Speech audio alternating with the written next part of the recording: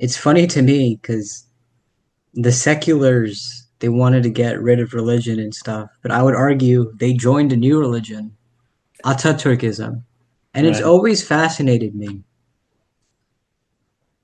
George Washington is a national hero of America. He's a founding father. Hmm. But you're not going to go into a regular American's house and find a painting of him in their home. But with the Turks, it's different. It's like Ataturk became a new god to the Turks. You could Yeah. walk into a house, Hmm. and more than likely, you'll find an image of him somewhere. Hmm. It's it's incredible to me how that man was able to do that. I can't even wrap my head around how he did it. That he Right. became almost like a new god to the Turks. It's Hmm. insane. It's kind of complicated, but the main point was there was a collapsing empire, and you have to settle down and you have to establish a country, And at that time was very challenging, and he did it in a short time of period, very strongly. Could be bloodily. He he killed some people to his ideology to improve his ideology, but you kind of must to establish a country. You have to be you have to do a revolution, and revolutions are not easy, right?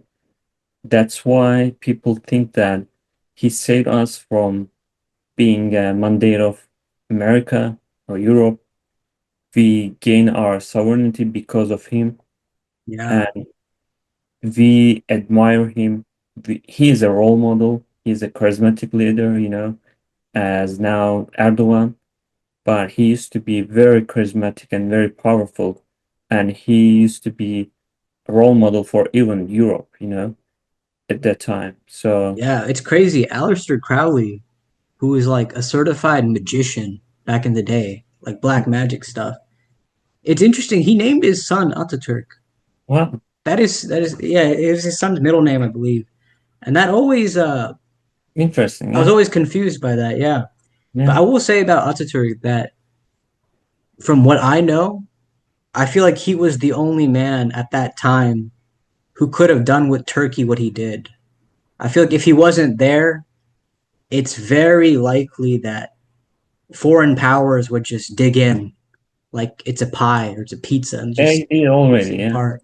yeah. So in that regard, I do think he was the man for that job to protect the nation. Hmm. But yeah, it surprises me because as I said, George Washington, national hero for the revolution, but you're not gonna find images of him regularly in somebody's house. But with Ataturk, it's different. Right. He seduced a culture. It's it's something to be studied, which by the way, it has been studied by so many people. There's so many books written about him. It's kind of wild. Yeah, yeah.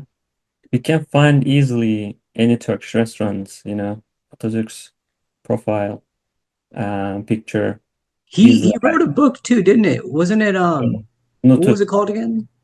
Nutuk. Nutuk. Yes. Yeah. Yes. Have you ever read that book? Not really. It's a big book. Yeah, Yeah. fortunately. But I should, it's a really good one. And he has other books like mathematics and geography and When I geography. went to his mausoleum in Ankara, they had a section where it's like Atatürk's Quran collection, and there were Wow. different Qurans, and I was like, "What?" It's that's Some interesting. people believes that he believes Islam, and he got married with a lady. She has a hijab, and some people thinks that he used to be religious to some extent. But some people are thinking that he's agnostic, he is atheist. Some speculation is going on, but no one knows the truth, but God. Yeah. So Yeah.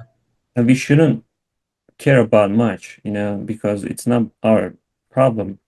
It's his problem. And The only thing that we should um, admire about his vision, his principles, not his characteristics, what he has done. He founded the country, he saved people. He founded a huge country and he gave it to us without any price.